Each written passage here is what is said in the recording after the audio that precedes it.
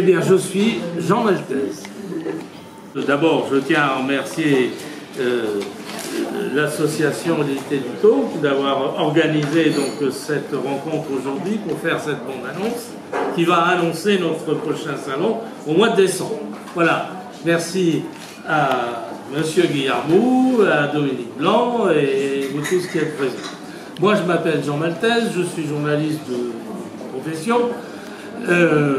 Je fais ce métier, bien que je sois en retraite aujourd'hui, je continue toujours à professer.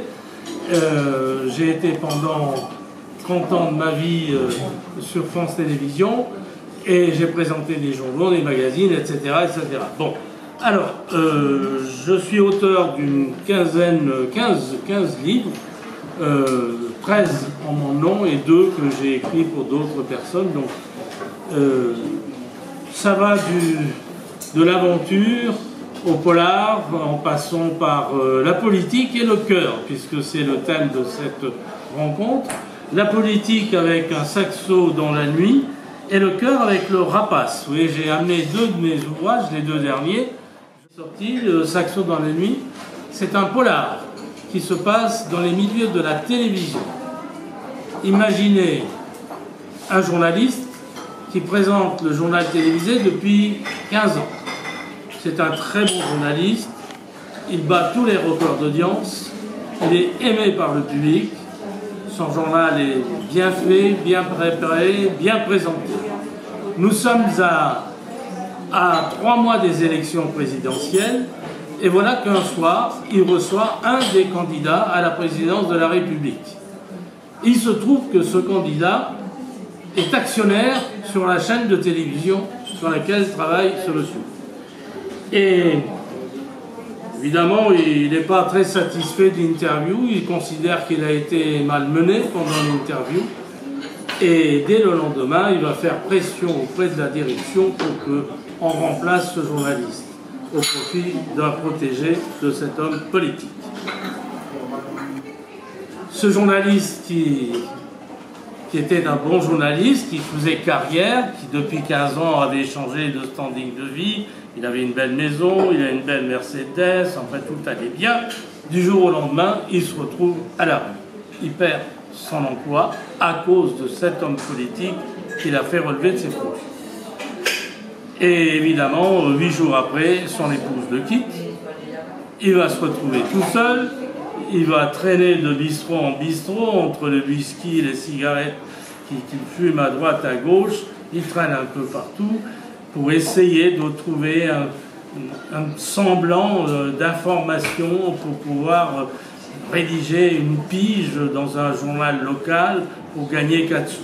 Et un soir, alors qu'il pleut à verse, il pleut très très très fort, on ne voit pas à 10 mètres, en rentrant chez lui sur le bord de mer, car ça se passe dans le Var, il aperçoit un corps par terre, le corps d'une personne renversée par une voiture.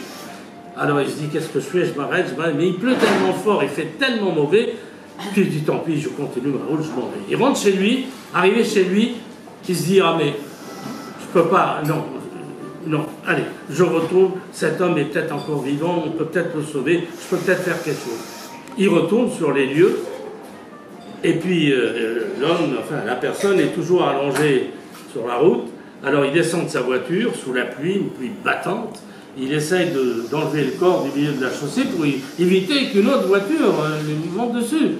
À ce moment-là, évidemment, arrive un quart de police, et voilà que cet homme, qui était venu secourir ce malheureux, eh bien, il va se trouver encristé complètement. On va essayer de l'enfoncer, on va essayer vraiment de l'accuser.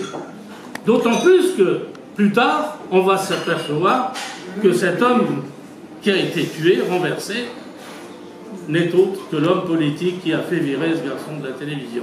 Eh ben, dis donc. Alors, bon, après, bon, évidemment, il se passe plein de choses. C'est toute une spirale qui se met en place, et ce pauvre journaliste aura un mal de chien à s'en sortir, et on va découvrir énormément de choses.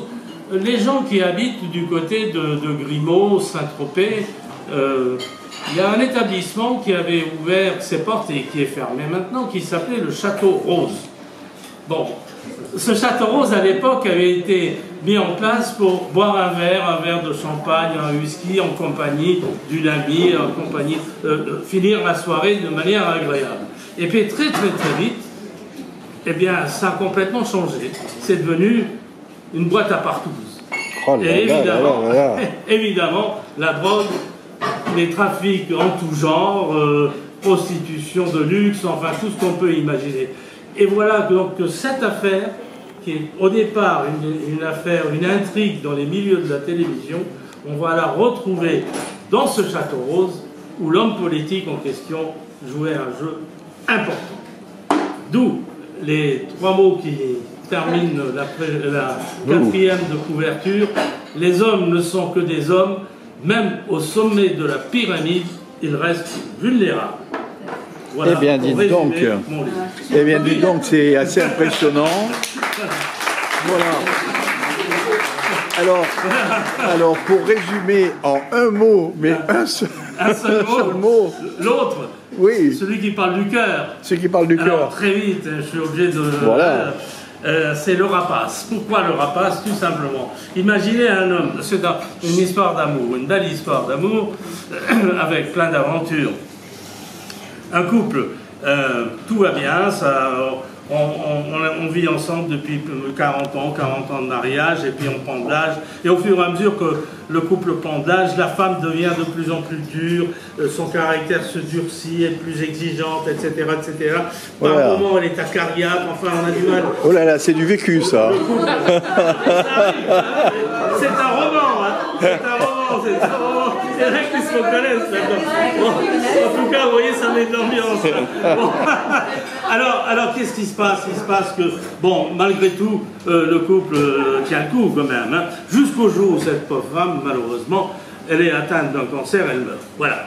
L'homme se retrouve tout seul, perdu. Alors au début, il va aller au cimetière tous les jours, et puis pleurer sur sa tombe, la tombe de son épouse, etc., etc. Puis un jour, il dit, bon, il faut que je m'en sorte.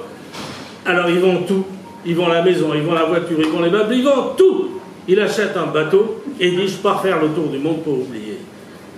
Et il s'en va comme ça, et il navigue, et puis il arrive dans les fins fonds de la Guadeloupe, et un soir, dans un bouge, il rencontre un espèce de rasta qui va essayer de lui faire un tatouage. Alors bon, au début il ne veut pas, puis l'autre il insiste, et puis bon, il dit, tiens, bois un rhum, fous-moi la paix, et puis il insiste tellement, il dit, bon, écoute, voilà, regarde, tu vas me tatouer ici sur la poitrine un rapace, un oiseau, mais furieux, qui représente toute la haine du monde. Pas de problème, je suis spécialiste en rapace. Et il lui fait un rapace, mais il lui fait un truc formidable. Un oiseau qui a toute la méchanceté du monde dans les yeux. Et il rentre chez lui, et en même temps, il va lui jeter un sort, un mauvais sort. Parce qu'à partir de ce moment-là, lui qui était un artiste peintre, ses tableaux ne se vendaient pas, personne n'en voulait. À partir de ce moment-là, tout le monde va s'arracher ses tableaux. Il va devenir célèbre du jour au lendemain. Mais le soir, il ne vit plus. Le soir, il ne peut plus dormir.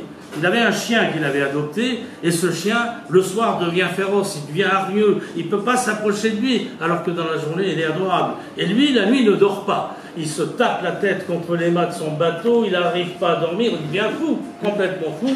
Et le lendemain, au lever du jour, tout revient normal, tout revient paisible. Et alors, il va continuer son tour du monde, et il se rend compte qu'il ne peut pas vivre comme ça. Il va faire le tour du monde pour essayer de retrouver ce Rasta pour le tuer. Voilà. Les 2 derniers mots de ma 4e de couverture. Oui. La vérité est au fond de toi. Cherche et tu trouveras la solution. Voilà. Bravo. Super. Alors j'ai trouvé le mot. J'ai trouvé le mot bavard. Ouais, au moins on m'a entendu, moi. Ah, tout à fait.